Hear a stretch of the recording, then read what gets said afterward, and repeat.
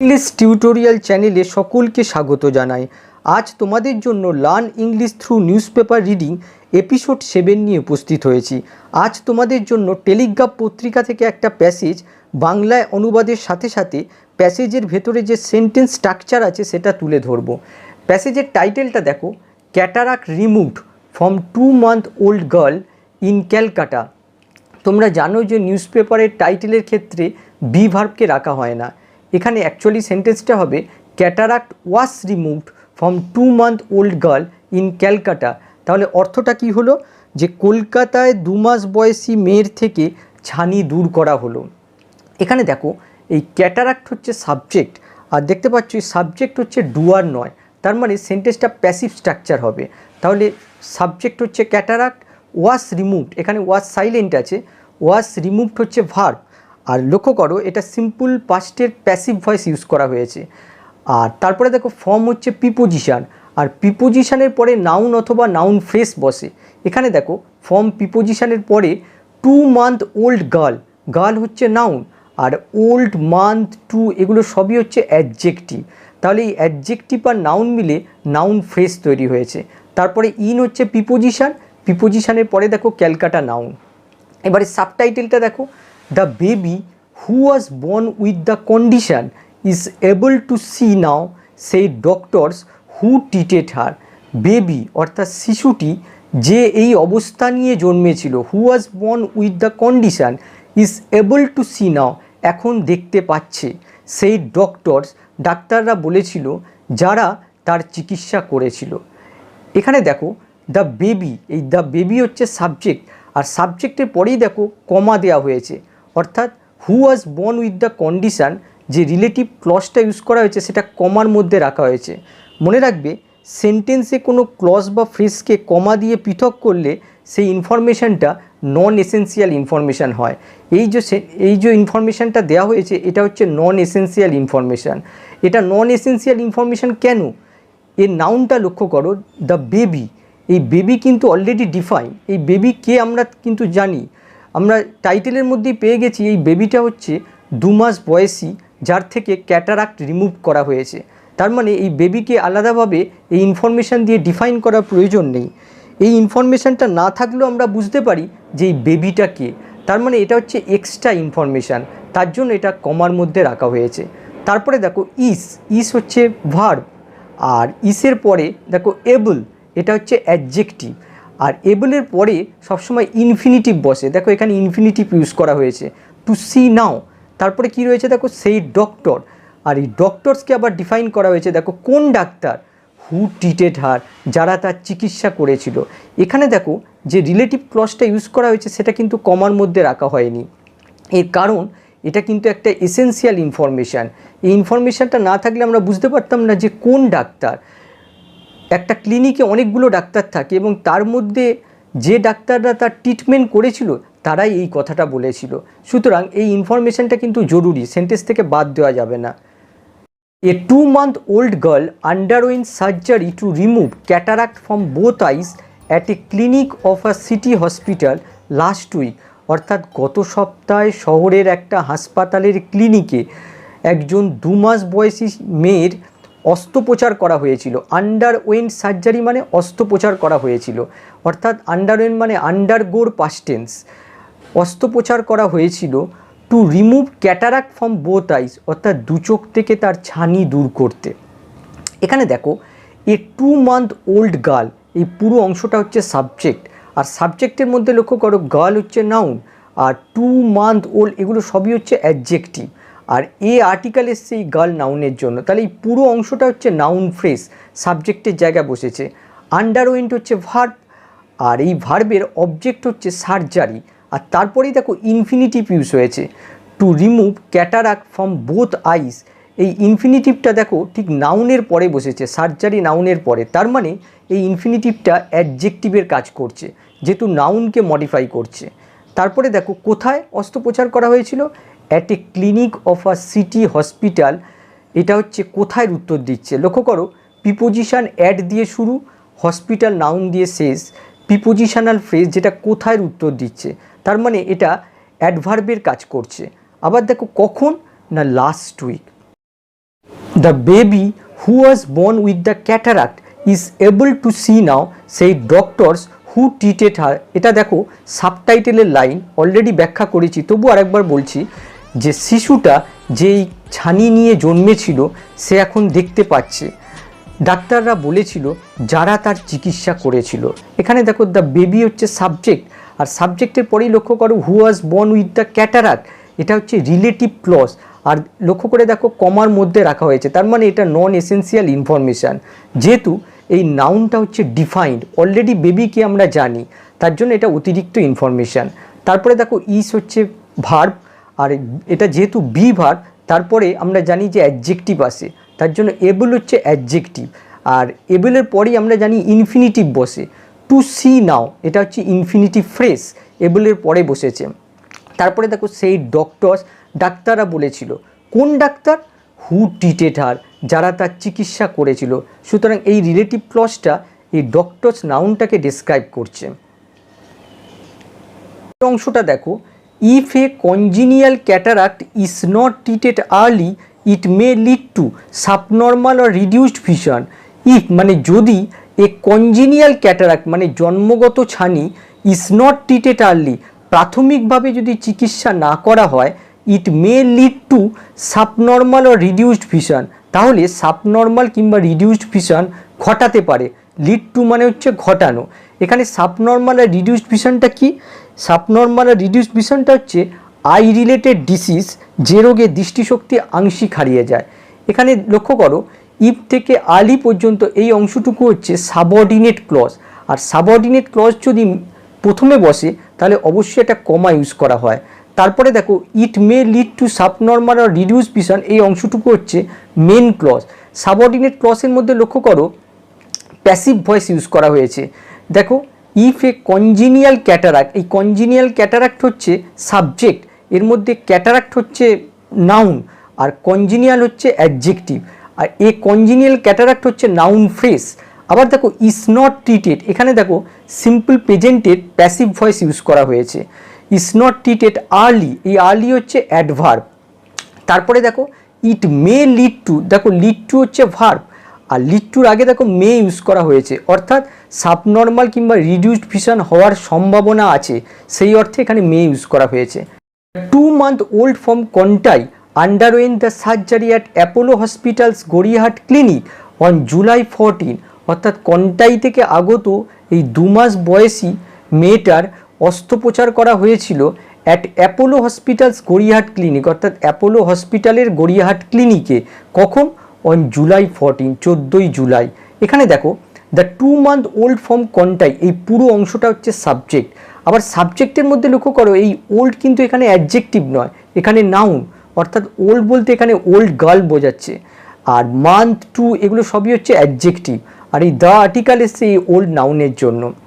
আবার দেখো আন্ডারওয়েন্ট হচ্ছে ভার্ব, আর এই ভার্বের অবজেক্ট হচ্ছে দ্য সার্জারি। কোথায় অস্ত্রোপচার করা হয়েছিল? দেখো at Apollo hospitals Gariahat clinic. এটা দেখো কোথায় উত্তর দিচ্ছে, অ্যাট হচ্ছে প্রিপোজিশন আর ক্লিনিক হচ্ছে নাউন, এটা একটা প্রিপোজিশনাল ফ্রেজ যেটা কোথায় উত্তর দিচ্ছে, তার মানে এটা অ্যাডভার্বের কাজ করছে। আবার দেখো অন জুলাই 14, এটাও একটা প্রিপোজিশনাল ফ্রেজ, অন প্রিপোজিশন, আর 14 হচ্ছে নাউন এখানে, তাহলে এই প্রিপোজিশনাল ফ্রেজটা কখনের উত্তর দিচ্ছে, এটাও অ্যাডভার্বের কাজ। পরেরটা দেখো in case of cataract the natural lens of the eyes becomes opaque. In case of cataract মানে ছানির ক্ষেত্রে, দ্য ন্যাচারাল লেন্স মানে স্বাভাবিক লেন্স, অফ দ্য আইস মানে চোখগুলির, বিকামস মানে হয়ে ওঠে, ওপেক মানে হচ্ছে অস্বচ্ছ, and light can not enter the retina, আলো রেটিনায় প্রবেশ করতে পারে না। In people with normal eyesight, স্বাভাবিক দৃষ্টিসম্পন্ন লোকের মধ্যে, the image formed on the retina, রেটিনায় গঠিত প্রতিবিম্ব, ইজ ট্রান্সমিটেড মানে প্রেরিত হয়, কোথায়? টু দ্য ব্রেন, মস্তিষ্কে। সেই সিদ্ধার্থ ঘোষ বলেছিল। সিদ্ধার্থ ঘোষকে অ্যান অপথ্যালমোলজিস্ট, একজন চক্ষু বিশেষজ্ঞ।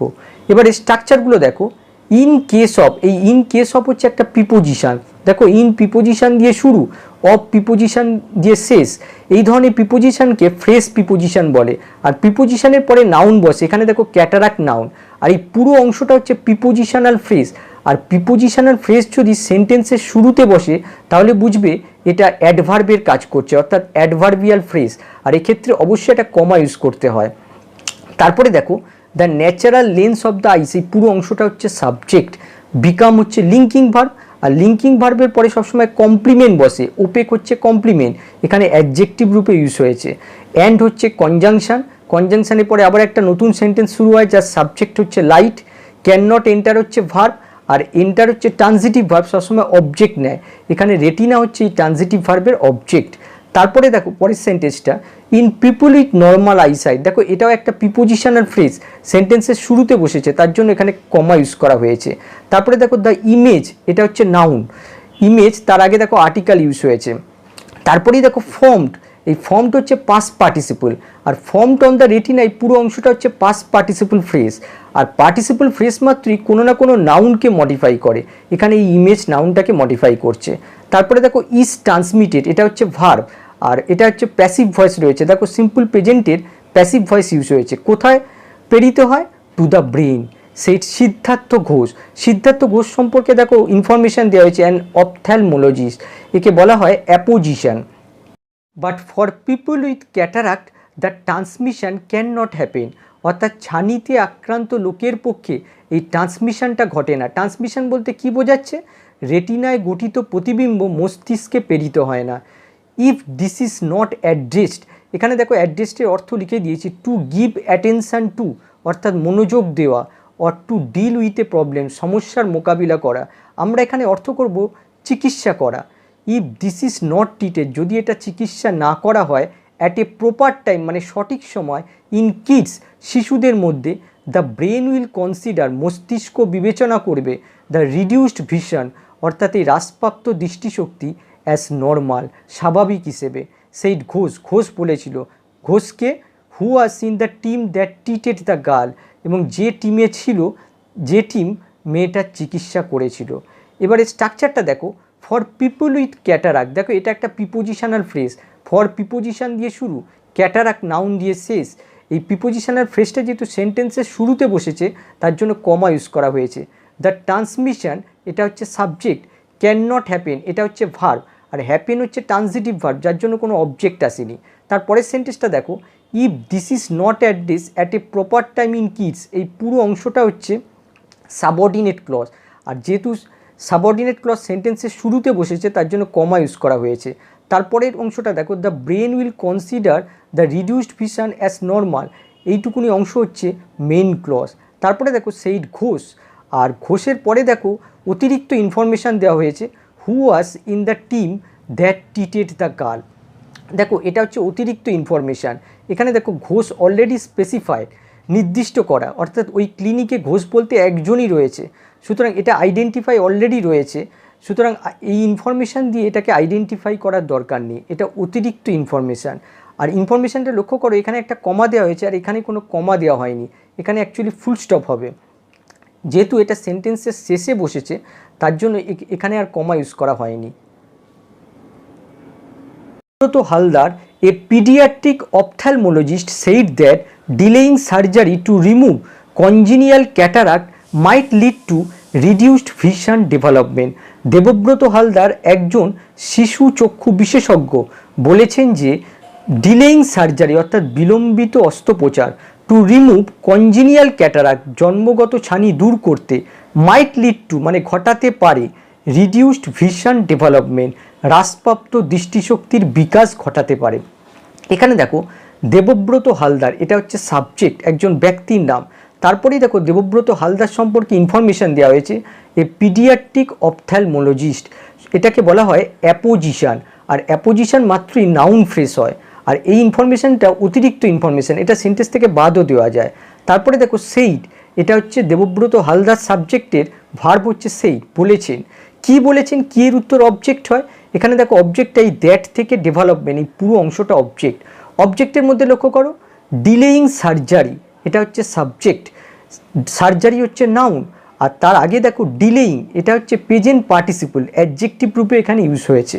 তারপরে দেখো টু রিমুভ কনজিনিয়াল ক্যাটারাক্ট, এটা দেখো একটা ইনফিনিটিভ ফ্রেজ, ঠিক সার্জারি নাউনের পরে বসেছে।